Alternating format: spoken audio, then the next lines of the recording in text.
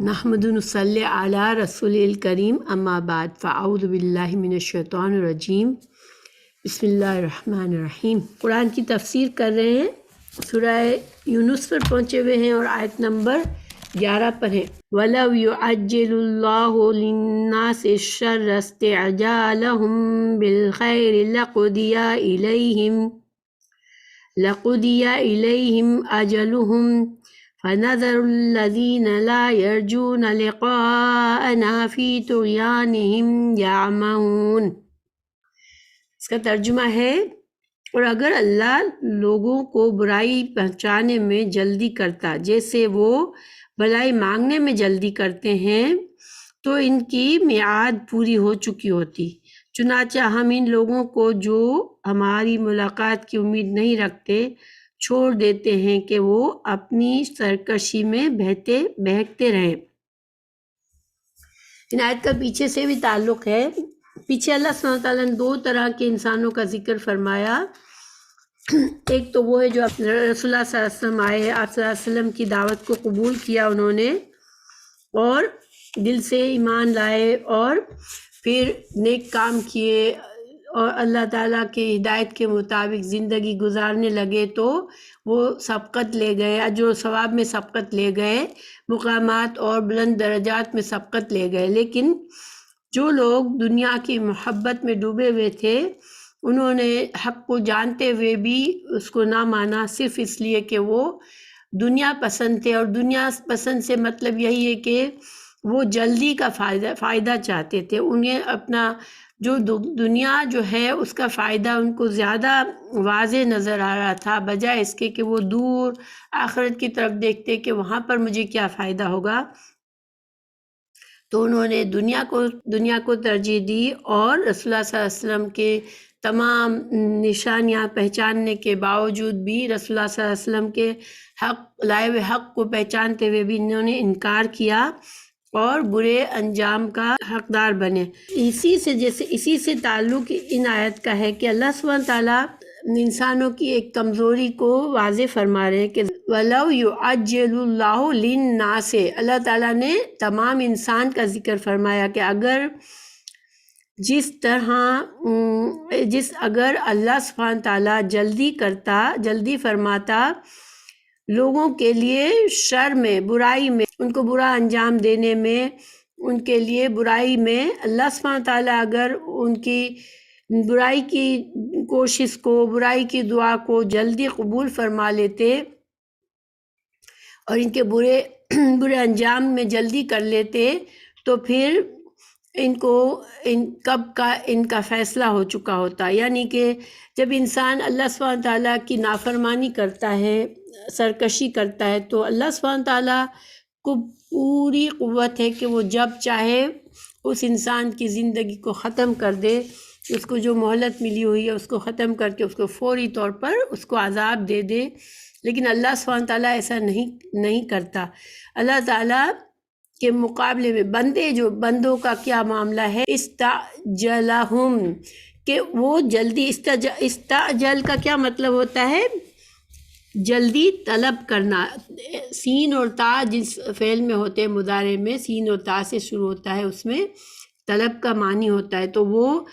جلدی حاصل کرنا چاہتے ہیں۔ لوگ کیا کرتے ہیں، وہ جس طرح خیر ان کو جلدی چاہیے ہوتی ہے، ان کو ہر طرح کی خیر جو ہے وہ ان کو جلدی چاہیے ہوتی ہے، اور خیر سے مطلب یہ نہیں ہے کہ جنت کے، آخرت کے درجات، آخرت کے فائدے، بلکہ ان کی سمجھ کے مطابق ان کو جو چیز خیر لگتی ہے وہ ان کو جلدی چاہیے ہوتی ہے۔ تو اللہ سبحانہ تعالیٰ یہاں فرما رہے ہیں کہ جس طرح لوگ اپنے لیے خیر کو حاصل کرنے میں جلدی کرتے ہیں، اسی طرح اگر اللہ سبحانہ تعالیٰ ان سے معاملہ کرنے میں اور ان کے برے اعمال کا بدلہ دینے میں جلدی کرتا اللہ تعالیٰ، یا ان کی بد دعائیں قبول کرنے میں جلدی فرماتا، تو پھر کیا ہوتا کہ بہت جلدی فیصلہ ہو چکا ہوتا ان کے انجام کا، اور ان کی جو اجل، جو ان کی مہلت ہے دنیا میں، وہ ختم کر دیتا اللہ تعالیٰ۔ مگر اللہ سبحانہ تعالیٰ کا اللہ سبحانہ تعالیٰ نے ہر بندے کے لیے اپنی حکمت سے ہر انسان کے لیے ایک مہلت رکھی ہے، ہر قوم کے لیے مہلت رکھی ہے جو اس دنیا میں چاہے تو فرما برداری کی زندگی گزارے، چاہے وہ نافرمان اللہ کا بن کے سرکشی کرے، مگر اللہ تعالیٰ اس کو مہلت جو اللہ نے اس کے لیے فیصلہ کیا ہے اس کو کم نہیں کرتا، اللہ تعالیٰ اس کو اس کی مہلت پوری کرنے دیتا ہے۔ اس آیت کے طرح کی ایک اور آیت ہے بنی اسرائیل، سورہ بنی اسرائیل 11 میں اللہ سبحانہ تعالیٰ نے فرمایا وَيَدْعُ الْإِنسَانُ بِالشَّرِّ دُعَاءَهُ بِالْخَيْرِ، کہ انسان جس طرح جلدی سے بھلائی مانگتا ہے اسی طرح برائی بھی مانگتا ہے۔ تو اس آیت میں اللہ سبحانہ تعالیٰ نے انسانوں کا ذکر کیا، یعنی کہ ضروری نہیں ہے کہ وہ مشرکین ہی ہو،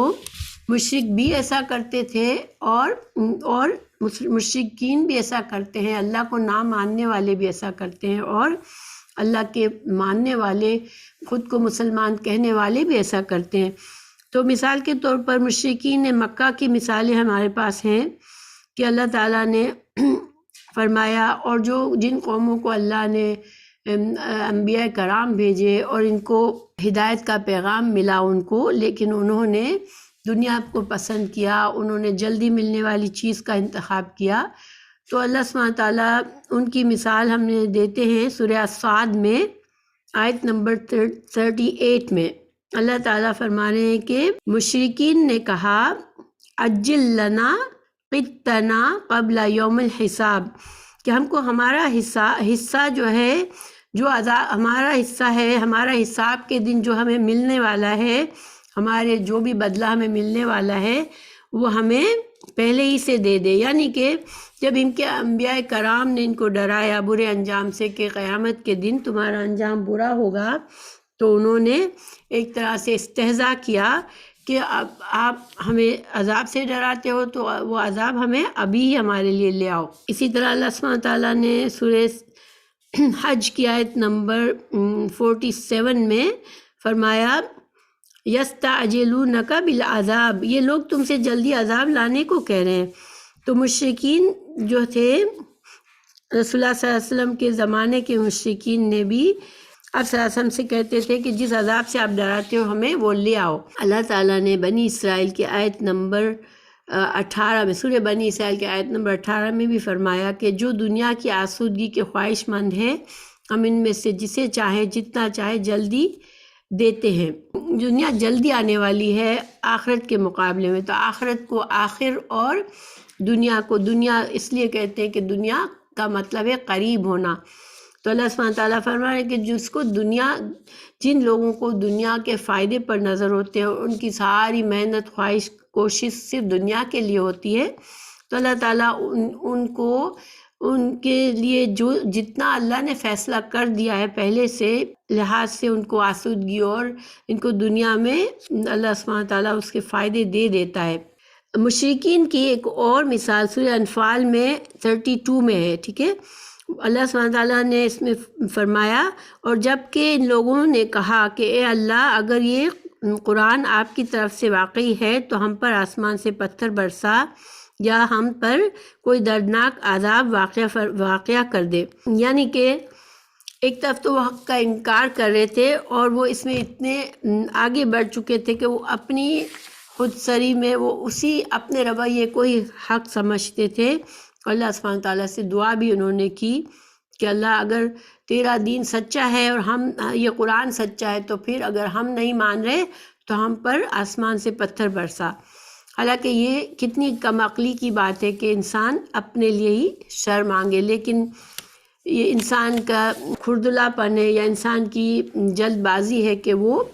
ہر چیز کا انجام جلدی چاہتا ہے۔ دوسری طرف مسلمانوں کی بھی مثال ہے جو کہ ہمیں حدیث سے پتہ چلتی ہے۔ رسول اللہ صلی اللہ علیہ وسلم نے فرمایا کہ تم لوگ اپنے لیے اور اپنی اولاد کے لیے اپنے مال اور کاروبار کے لیے بددعائیں مت کیا کرو، کہیں ایسا نہ ہو کہ تمہاری بددعائیں اس گھڑی کو پالیں جس میں اللہ کی طرف سے دعائیں قبول کی جاتی ہے، بس وہ تمہاری بددعائیں قبول فرما لے۔ تو اس حدیث سے ہمیں کیا پتہ چلتا ہے کہ بعض اوقات انسان جو ہے وہ غصے میں، ناراضگی میں یا مشکل حالات میں ہوتا ہے تو اس کے منہ سے بددعائی کلمات نکلتے ہیں۔ کبھی اپنے آپ کے لیے وہ بددعا کرتا ہے کسی بیماری سے تنگ آ کر کہتا ہے مجھے موت آ جائے، یا اولاد سے غصے میں آتا ہے تو اولاد کے لیے بددعا کر لیتا ہے، یا اپنی کسی جو نعمت اللہ کی طرف سے ملی ہوئی نعمتوں میں اس کی آزمائش کوئی آتی ہے تو وہ کوئی بددعا کرتا ہے تو یہ جو ہے طریقہ غلط ہے۔ ویسے تو اللہ سبحانہ تعالیٰ نے اس آیت سے ہمیں پتہ چلتا ہے کہ اللہ تعالیٰ جلدی نہیں کرتا بددعاؤں کو اور شر کو، لوگوں کے لیے شر کو قبول کرنے میں جلدی نہیں کرتا۔ اللہ تعالیٰ خیر جلدی دے دیتا ہے بندوں کو، لیکن اس کی بددعائیں جلدی نہیں قبول کرتا، کیونکہ اللہ تعالیٰ جانتا ہے کہ اصل میں بندوں کا ارادہ اپنے لیے شر مانگنے کا نہیں ہے، لیکن وہ اپنی جلد بازی میں اس طرح کی حرکت کرتے ہیں اور وہ بددعا کر بیٹھتے ہیں۔ لیکن پھر بھی انسان کو خیال رکھنا چاہیے، کیونکہ اس حدیث سے ہمیں پتہ چلتا ہے کہ بعض اوقات جو ایسے اوقات ہوتے ہیں جس میں اللہ سبحانہ تعالیٰ جلدی کرتا ہے، بندوں کی دعائیں جلدی قبول فرماتا ہے، تو ایسے لمحات میں انسان کے منہ سے بددعا نکلے اور ایسا نہ ہو کہ کبھی وہ بددعا قبول ہو جائے، انسان اپنے لیے شر کو مانگ لے یا اپنی اولاد کے لیے یا اپنے پیاروں کے لیے کچھ برا مانگ لے۔ اس سے ہمیں یہ سبق ملتا ہے کہ دیکھیں بعض اوقات ہم سے بہت جن لوگوں سے ہمیں پیار ہوتا ہے، ہم ان کے لیے ان سے ہمارا دل دکھ جاتا ہے، تو ہمارے دل سے ہمارا دل چاہتا ہے بددعائی کلمات بعض اوقات ہمارے دل سے نکل جاتے ہیں، کیونکہ جن سے ہمیں پیار ہوتا ہے ان سے دکھ بھی بہت زیادہ محسوس ہوتا ہے، ان کے برے رویے سے انسان کو تکلیف بھی زیادہ ہوتی ہے اور انسان صبر نہیں کر پاتا اور کوئی بری بات کر جاتا ہے۔ تو کوشش انسان کو یہی کرنی چاہیے کہ دعا مانگے اپنے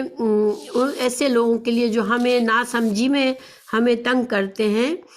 تو ہم کو چاہیے کہ ہم ان کے لیے دعا مانگے۔ پھر اللہ تعالیٰ آخر میں بعد میں فرمائے، یہاں پر اس آیت کے میں فرماتے ہیں کہ پھر اللہ تعالیٰ کیا کرتا ہے، فَنَذَرُ الَّذِينَ لَا يَرْجُونَ لِقَاءَنَا فِي طُغْيَانِهِمْ يَعْمَهُونَ، کہ جو ہم ان لوگوں کو جو ہماری ملاقات کی امید نہیں رکھتے چھوڑ دیتے ہیں کہ وہ اپنی سرکشی ہی میں حیران پھرتے رہیں۔ تو اس آیت کا یہ ٹکڑا پیچھے کی آیات سے مل جاتا ہے، جس میں مشرکین جو تھے وہ اپنے لیے ہدایت کو قبول نہیں کر رہے تھے اور وہ دنیا کے فائدوں پر، ان کی نظریں دنیا کے فائدوں پر تھی، اور یہاں اس آیت سے بھی اس کا تعلق یہی ہے کہ وہ جلدی چاہ رہے تھے، جو چیز جلدی ملنے والی ہے اسی میں ان کی توجہ تھی۔ تو اللہ سبحانہ تعالیٰ پھر ایسے لوگوں کو جو سرکشی کرتے ہیں، جو آخرت میں لا یرجون لقاءنا سے مطلب آخرت میں جو ملاقات اللہ سے ہونی ہے، جب اللہ تعالیٰ اپنے طرف سے بندوں کے اعمال کی جزا اور سزا ہوگی، اس کی جس کو امید نہیں ہے، آخرت کی امید نہیں ہے، وہی دنیا میں ان کی ساری محبتیں اور کوششیں دنیا کے لیے ہوتی ہے۔ تو اللہ تعالیٰ فرما رہے کہ ایسے لوگوں کو پھر اللہ تعالیٰ ہدایت نہیں دیتا، ان کو ان کی سرکشی میں بھٹکنے کے لیے چھوڑ دیتا ہے، کیونکہ وہ حد سے بڑھ جاتے ہیں اپنے دنیا کی محبت میں، رسولوں کے خلاف کھڑے اٹھتے ہیں، اللہ کے دین کے مقابلے میں قتال پر اتر آتے ہیں، تو پھر اللہ سبحانہ تعالیٰ بھی ایسے لوگوں کو پھر ہدایت نہیں دیتا، ان کو ان کی گمراہی میں چھوڑ دیتا ہے، ان کو آخر کار برا انجام کو پہنچتے ہی ہیں۔ پھر اللہ تعالیٰ اگلی آیت میں فرما رہے ہیں وَإِذَا مَسَّ الْإِنسَانَ الضُّرُّ دَعَانَا لِجَنبِهِ أَوْ قَاعِدًا أَوْ قَائِمًا فَلَمَّا كَشَفْنَا عَنْهُ ضُرَّهُ مَرَّ كَأَن لَّمْ يَدْعُنَا إِلَىٰ ضُرٍّ مَسَّهُ كَذَٰلِكَ زُيِّنَ لِلْمُسْرِفِينَ مَا كَانُوا يَعْمَلُونَ۔ ایک اور بری عادت جو انسانوں میں پائی جاتی ہے کہ جب انسان کو کوئی تکلیف پہنچتی ہے تو وہ ہم کو پکارتا ہے، لیٹے ہوئے بھی، بیٹھے ہوئے بھی، کھڑے ہوئے بھی، اور پھر جب ہم اس کی تکلیف اس سے ہٹا دیتے ہیں تو ایسا ہو جاتا ہے کہ گویا اس نے اپنی تکلیف کے لیے جو اسے پہنچی تھی کبھی ہمیں پکارا ہی نہ تھا۔ ان حد سے گزرنے والوں کے اعمال کو ان کے لیے اسی طرح خوشنما بنا دیا گیا ہے۔ اس آیت میں ایک مسئلہ بھی ثابت ہوتا ہے کہ اللہ سبحانہ تعالیٰ کو بندے ضروری نہیں ہے کہ باقاعدہ نماز میں بیٹھ کر ہی دعائیں کرے یا ایک خاص انداز میں بیٹھ کے ذکر اذکار کر کے اللہ سے دعائیں کرے، بلکہ انسان ہر حالت میں دعا کر سکتا ہے، چاہے وہ لیٹا ہوا ہے، چاہے وہ بیٹھا ہوا ہے، چاہے وہ کھڑا ہوا ہے، انسان بعض اوقات بعض لمحات ایسے ہوتے ہیں کہ ہمارے دل سے کوئی خاص دعا نکلتی ہے، کوئی حرج نہیں ہے، یہ جائز ہے کہ انسان باوضو ہے نہیں ہے، کس حالات میں ہے، کس حالت میں ہے، لیکن وہ اللہ سے اس کے دل میں دعا کی ضرورت محسوس ہوئی اور وہ اللہ سے دعا کرتا ہے اور اللہ تعالیٰ اس کی دعا کو سنتا ہے۔ مگر جو خاص یہاں پر جو اصل اس آیت کا جو مضمون ہے جس کی وجہ سے آیت آئی ہے، یہاں پر انسانوں کی ایک بری عادت کو بتایا جا رہا ہے، اور یہاں بھی ایک عام انسان جنرل انسانوں ہی کی بات کہی گئی ہے۔ اس میں مشرکین بھی ہو سکتے ہیں اور آپ صلی اللہ علیہ وسلم کی امت کے لوگ بھی ہو سکتے ہیں، یعنی ایمان والے بھی ہو سکتے ہیں۔ تو بری عادت کیا ہے کہ جب انسان کے اوپر مصیبت آتی ہے، جب تکلیف آتی ہے، تو پھر وہ دن رات اللہ کو یاد کرتا ہے اور اللہ سے خوب دعائیں مانگتا ہے کہ اللہ مجھ سے یہ تکلیف دور کر دے، یہ پریشانی دور کر دے۔ لیکن جب وہ پریشانی ہٹ جاتی ہے تو پھر وہ بھول جاتا ہے، اللہ کا شکر کرنے کی بھی اسے توفیق نہیں ہوتی۔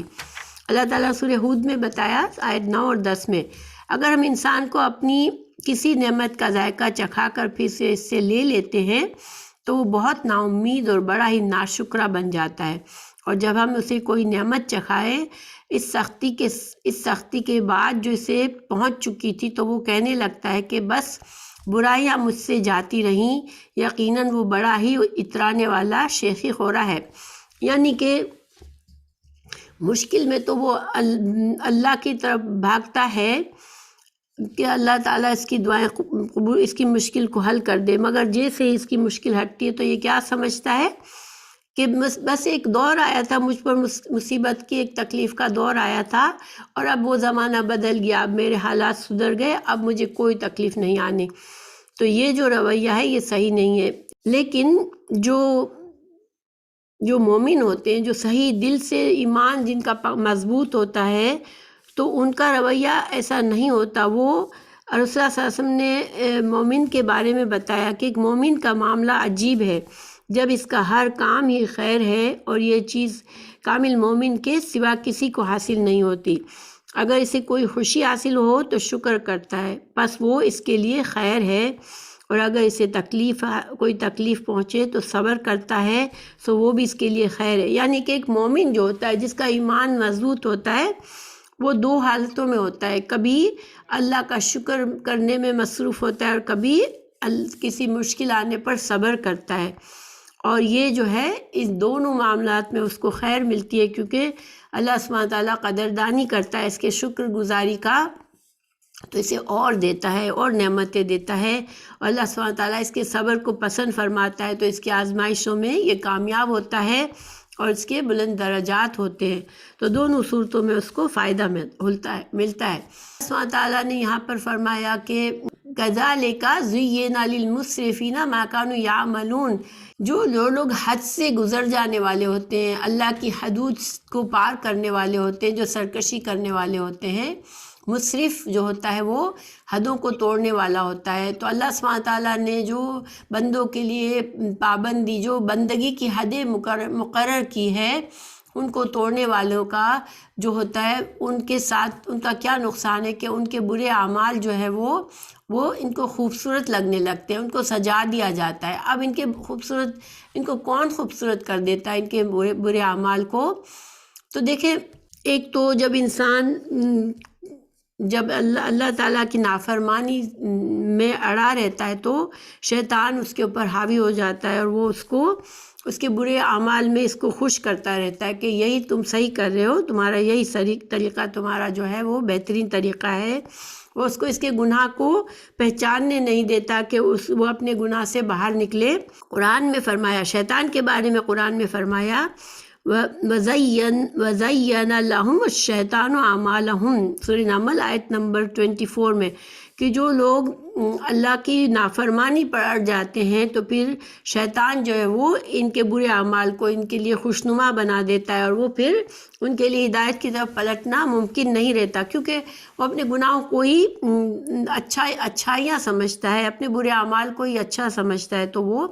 اپنی اصلاح کی طرف نہیں پلٹتا۔ مگر دوسری جگہ اللہ تعالیٰ نے فرمایا کہ ان النفس لامارۃ अम्मारतुम बिस्सू, सूरह यूसुफ आयत 53 में, कि बेशक नफ्स तो बुराई का बहुत हुक्म देने वाला है। यानी कि इंसान का अपना नफ्स भी, अगर इंसान अपने नफ्स के साथ जिहाद नहीं करता, उसको अल्लाह का पाबंद नहीं बनाता, तो उसका नफ्स भी सरकश हो जाता है और वो भी इंसान को बुराइयों की तरफ उकसाता है। क्योंकि देखिए, जो जहन्नम की तरफ जाने वाली चीज़ें हैं ना, वो हमेशा खूबसूरत होती है, उसमें इंसान की लज्जतें होती हैं, इंसान के नफ्स को ज़्यादा से ज़्यादा मजबूत बनाने वाली होती है, और वो इंसान को फिर ऐसा इंसान जो है वो हक बात की तरफ फिर नहीं पलट सकता। तो दोनों तरह से इसमें नुकसान है। तो हमारे लिए फिर क्या इसमें सबक है? देखिए, मुशरिकीन भी, जो अल्लाह सुब्हानहू तआला ने आगे फरमाया कि जब इंसान को तकलीफ़ पहुंचती है तो वो जो अल्लाह की तरफ पलटता है और बैठे उठते हर वक्त अल्लाह को याद करता है, तो ये चीज़ सिर्फ मुसलमानों का नहीं है। मुशरिकीन भी अल्लाह को मानते थे कि अल्लाह से दुआएं भी करते थे मुश्किलात में, लेकिन जब इनकी मुश्किल टल जाती थी तो वो फिर दोबारा से अपनी सरकशी पर चले जाते, अपने कुफ्र पर चले जाते थे। हमारे लिए इसमें क्या सबक है कि एक हदीस है आप रसूलुल्लाह सल्लल्लाहु अलैहि वसल्लम की, के तिरमिज़ी की हदीस है, जिसे पसंद हो कि अल्लाह ताला सख्तियों और मुसीबतों में इसकी दुआ कबूल फरमाए तो वो खुशहाली में कसरत से दुआ करे। तो अगर हम चाहते हैं अल्लाह सुब्हानहू तआला से जितना हमारा मज़बूत कनेक्शन होता है, हर अच्छे बुरे हालात में, इवन जब तकलीफ़ में इंसान गुज़र रहा होता है, जब हालात बहुत ज़्यादा हमारे लिए हमारी पसंद के मुताबिक नहीं होते, आजमाइशों से गुज़र रहे होते, लेकिन इंसान जो है वो उस वक्त दुआएं मांगता है कि अल्लाह तकलीफ़ दूर कर दे। लेकिन जब अल्लाह ताला मोमिनों को, जब मोमिन जब खुशहाल होते हैं, अच्छे हालात में होते हैं, तो उस वक्त भी वो अल्लाह को भूलते नहीं, और दुआओं के मुश्किलात में दुआओं की कबूलियत की जो शर्त है वो ये कि इंसान खुशहाली में अल्लाह को ना भूले। तो जब इंसान अल्लाह ताला ने जब नेमतें दी हुई होती है, उस वक्त भी एक मोमिन जो है वो अल्लाह के करीब रहना चाहता है, हर वक्त अल्लाह से अज़कार, दुआएं और अल्लाह की फरमाबरदारी के काम करता है। तो ऐसे बंदों को अल्लाह सुब्हानहू तआला मुश्किल में जब वो दुआ करता है तो अल्लाह ताला फ़ौरन इसकी दुआ कबूल करके उसकी मुश्किल को दूर फरमाता है। फिर आगे अल्लाह ताला फरमा रहे हैं कि वलक़द अहलकनल क़ुरूना मिन क़ब्लिकुम लम्मा ज़लमू वजाअतहुम रुसुलुहुम बिलबय्यिनाति वमा कानू लियुमिनू कज़ालिका नजज़िल क़ौमल मुजरिमीन। अल्लाह ताला फरमा रहे हैं, और हमने तुमसे पहले बहुत से गुरोहों को हलाक कर दिया जबकि उन्होंने जुल्म किया। हालांकि इनके पास इनके पैगंबर भी दलाइल लेकर आए, और वो ऐसे कब थे कि ईमान ले आते। फिर हम मुजिब लोगों को ऐसी ही सज़ा दिया करते हैं। फिर अल्लाह ताला ने फरमाया कि सुम्मा जअलनाकुम खलाइफा फिल अर्दि मिन बादिहिम लिनंजुरा कैफ़ तअमलून। फिर इनके बाद हमने दुनिया में बजाय उनके तुमको आबाद किया ताकि हम देख लें कि तुम किस तरह काम करते हो। तो इस आयत में अल्लाह सुब्हानहू तआला का उरूज और ज़वाल का कानून एक तरह से इसमें है कि अल्लाह सुब्हानहू तआला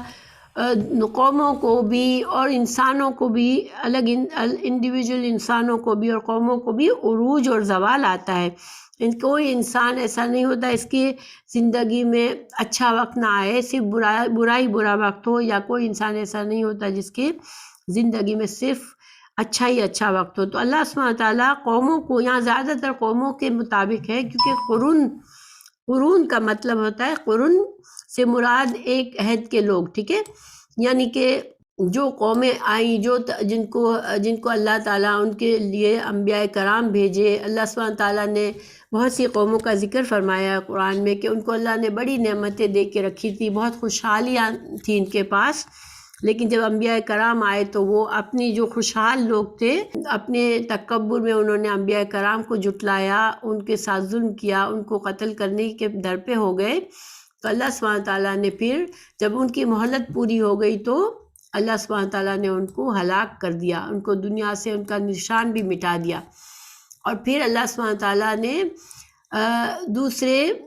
दूसरे लोगों को, दूसरी कौम को लाते हैं। अल्लाह सुब्हानहू तआला जब एक कौम चली गई, फिर दूसरा ज़माना आया, फिर दूसरा अहद आया, फिर दूसरे लोग आए, پھر اللہ سبحانہ تعالیٰ ان کو بھی اسی طرح آزماتا ہے زندگی میں، اسی طرح ان کے لیے ہدایت کا سامان آتا ہے، اسی طرح ان کو دیکھا جاتا ہے کہ وہ کیا کرتے ہیں اور کیا وہ اچھا انجام کو پہنچتے ہیں یا اپنے آپ کو تباہ کرتے ہیں۔ تو یہ اللہ سبحانہ تعالیٰ کا ایک نظام دنیا ہے کہ قوموں پر بھی زوال، عروج اور زوال آتا رہتا ہے، اور ہر انسان بھی انڈیویجولی بھی اس دنیا میں آزمایا جاتا ہے۔ تو انسان دنیا میں جو نعمتیں ہیں وہ بھی ایک طرح سے آزمائش ہوتی ہے، اور انسان کو دیکھا جاتا ہے کہ وہ اللہ کی فرما برداری میں زندگی گزارتا ہے یا نافرمان بن کے گزارتا ہے۔ اور یہ سلسلہ جب سے انسان بنے، جب سے یہ سلسلہ چلتا چلا آ رہا ہے۔ پھر اللہ سبحانہ تعالیٰ فرما رہے ہیں وَإِذَا تُتْلَى عَلَيْهِمْ آيَاتُنَا بَيِّنَاتٍ قَالَ الَّذِينَ لَا يَرْجُونَ لِقَاءَنَا نَأْتِ بِقُرْآنٍ غَيْرِ هَذَا أَوْ بَدِّلْهُ قُلْ مَا يَكُونُ لِي أَنْ أُبَدِّلَهُ مِنْ تِلْقَاءِ نَفْسِي إِنْ أَتَّبِعُ إِلَّا مَا يُوحَىٰ إِلَيَّ إِنِّي أَخَافُ إِنْ عَصَيْتُ رَبِّي عَذَابَ يَوْمٍ عَظِيمٍ قُل لَّوْ شَاءَ اللَّهُ مَا تَلَوْتُهُ عَلَيْكُمْ وَلَا أَدْرَاكُمْ بِهِ فَقَدْ لَبِثْتُ فِيكُمْ عُمُرًا مِّن قَبْلِهِ أَفَلَا تَعْقِلُونَ۔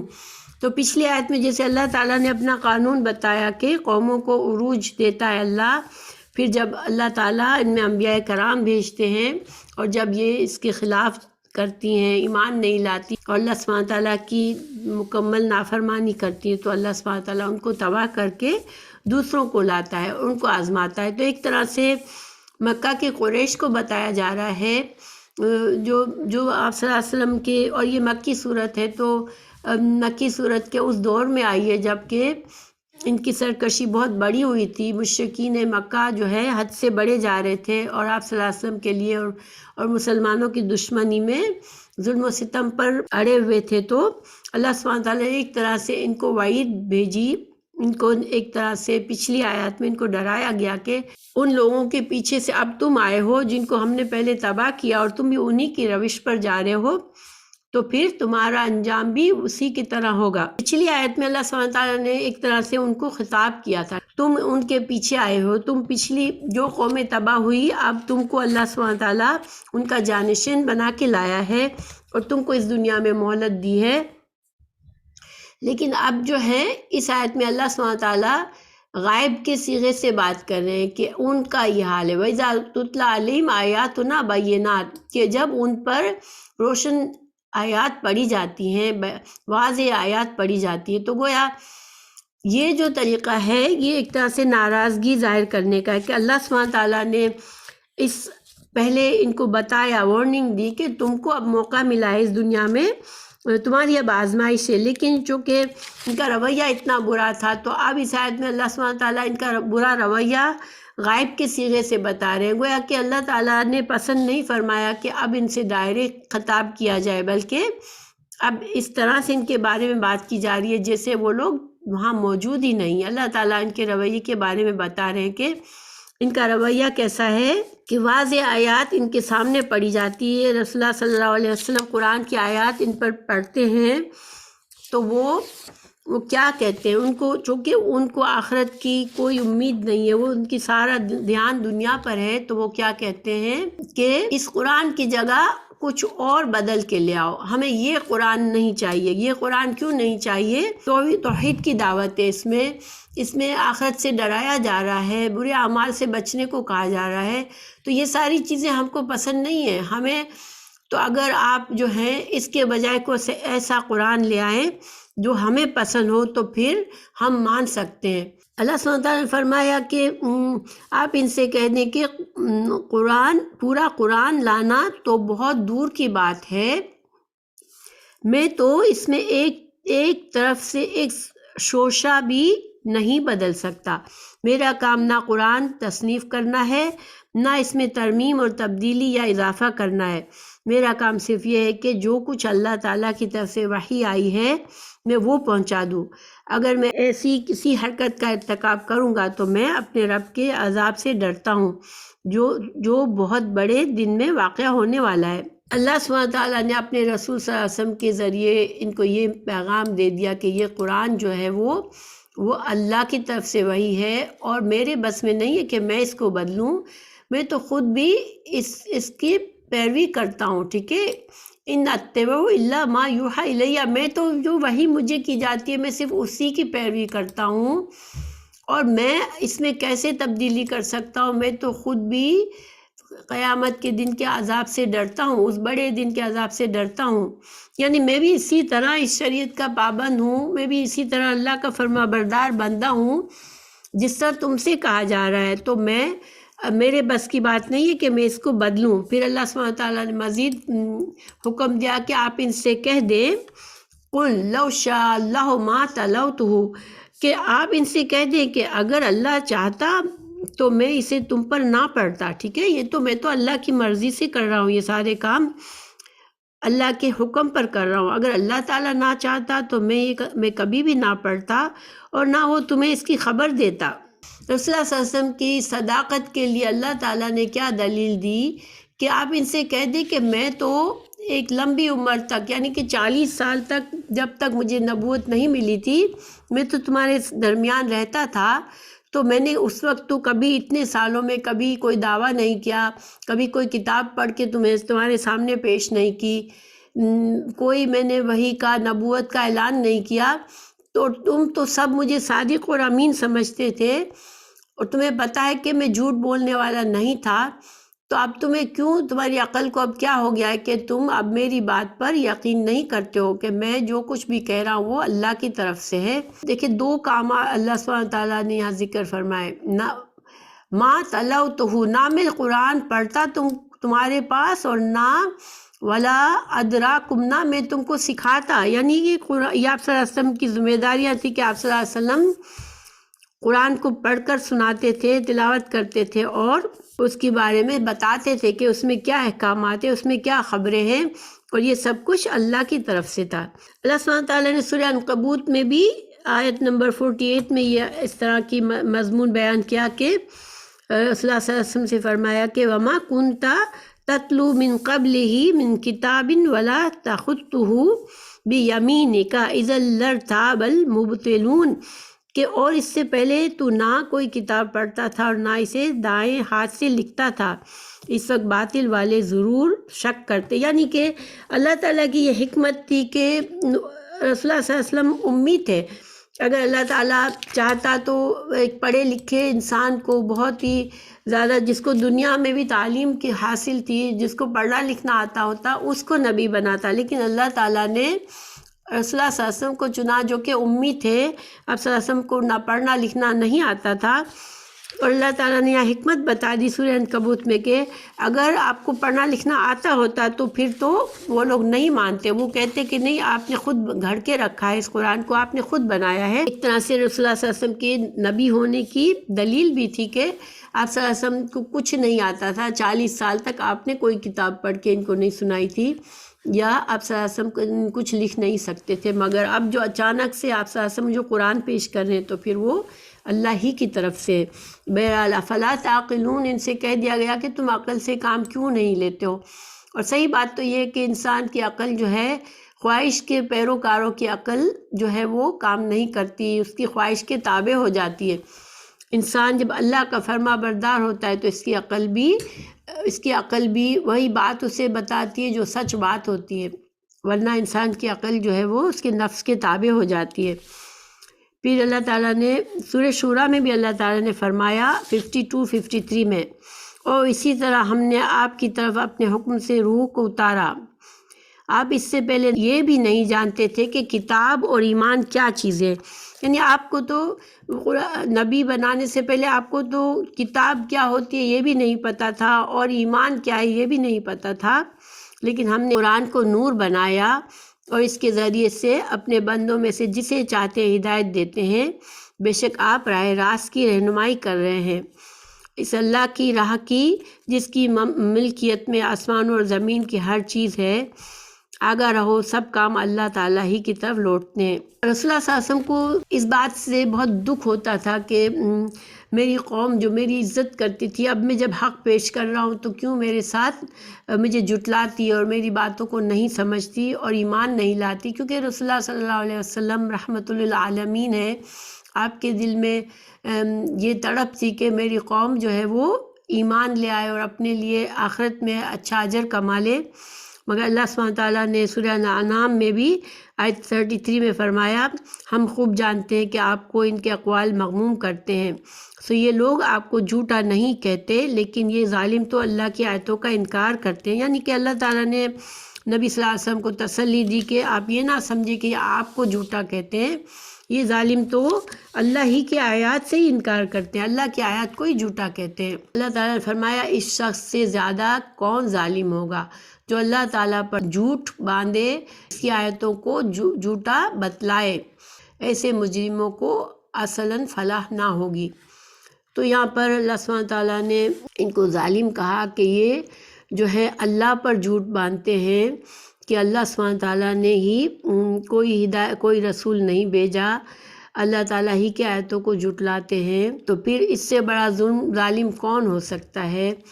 کہ وہ اس ذات کے سے آئے ہوئی وحی کے پیغام کو جھٹلاتے ہیں جو خالق کی کائنات ہے اور جو